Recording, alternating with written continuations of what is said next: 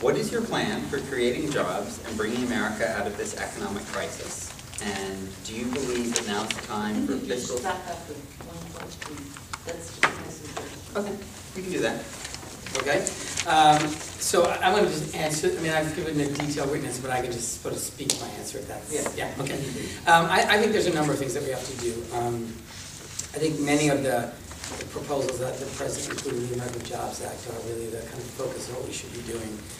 First, we need to make a major investment in rebuilding the infrastructure of this country.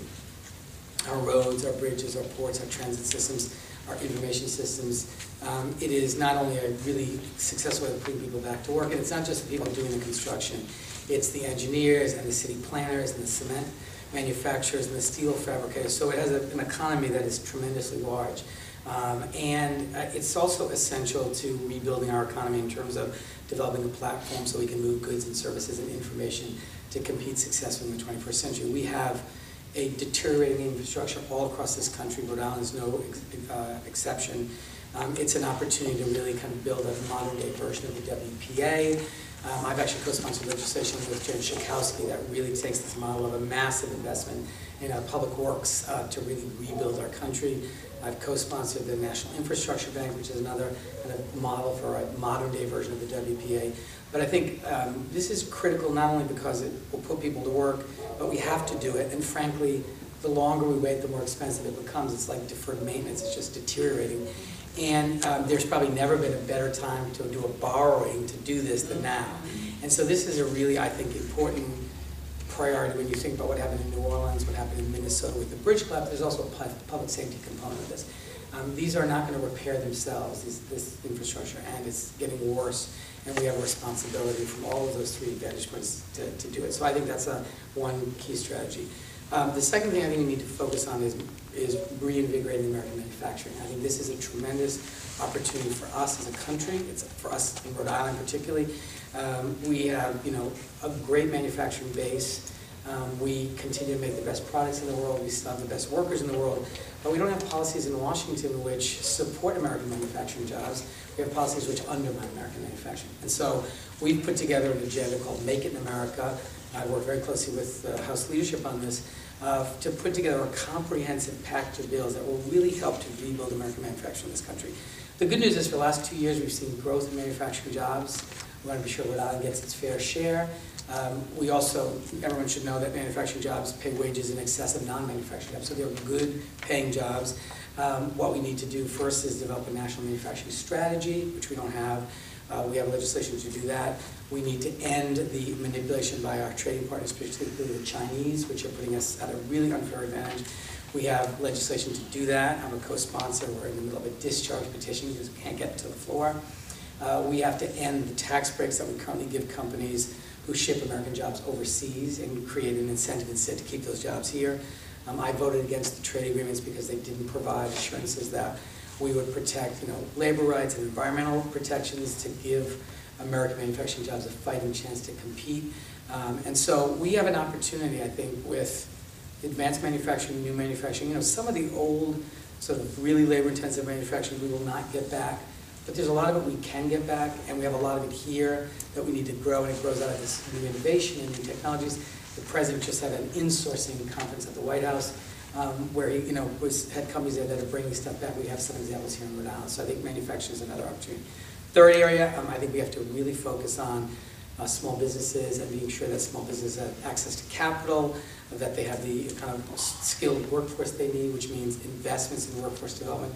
The Republicans in last year's budget proposed the elimination of WIA, which is stunning, the Workforce Investment Act, which in a moment of this kind of unemployment, the idea that we wouldn't increase investments in workforce training so that people who are making transitions to new jobs and new careers have the skills necessary. And so real investments in our education system, from Head Start to Pell Grants and beyond, has to be a key part of the strategy. And then finally, ending the war in Afghanistan. We're spending over $100 billion a year. And we're rebuilding roads and bridges and training police officers halfway around the world, and we're cutting the same things in our own country. And I believe it's time to do nation building here in America, invest those resources in rebuilding our nation's economy, and shift the responsibility, obviously, to the Afghan people for their own civilian and military institutions, and been pressing the administration hard to do that at kind of growing numbers of members of Congress. So I think those are the strategies, but all of this this all has to be part of a bigger strategy, which is the strategy to strengthen the middle class of our country and to have tax policies that strengthen the middle class. Because if you go to small businesses in this town or in any city or town in Rhode Island, you say, what do you need? They don't say capital, they don't say a tax credit, they say we need customers. We need people to buy the goods and services we produce. And so the economic policy which the Republicans have put forth, which is basically let people at the very top hold on to as many of their resources as they can, and it will trickle down to the rest of us, led to the worst job loss in a generation. We had that under George Bush for 8 years.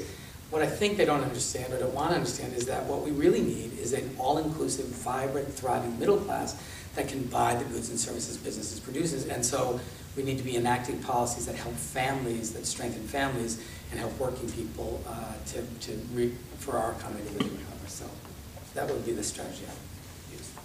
Excellent. So do you believe that now's the time for fiscal stimulus or austerity? And if so, what specific measures would you propose? And I know you've already gotten to some of them. Look, I think we're seeing the example of what the consequences of austerity are in Europe right now. I don't know how many people saw Paul Krugman in Providence and Netherlands. But I think, look, we have two responsibilities. I think we have to make investments now that generate job growth. I mean, there's no question about that. I think also that we have to be responsible in dealing with a budget deficit, which is real, and we have to have a long-term strategy for doing that. And that has to be a balanced approach that includes cuts in spending and the generation of revenues. Every economist I've listened to said you need to do both things. You can't cut your way out of it, you can't spend your way out of it, or tax your way out of it. So it has to be balanced, but I think we have to be able to do something in the short term, which is invest in the kinds of things I talked about, and then have a longer term strategy to deal with the deficit so that we don't suffer the same experience that the Europeans are suffering. Right, and I'm just tagging off the deficit. Do you believe that we should use quantitative easing to stimulate the economy and reduce the public debt? Yes. Okay. Yeah. Do we have any additional questions on the economy? For how long? I don't know. I mean, I have to be, it's not something I'm as familiar with in terms of the kind of length. I'd study it, but I mean, I think we absolutely have to do it. But that's a decision by the Fed. Yeah. No, but I mean, in terms of what my if you ask me what my recommend. records, I have to study that more.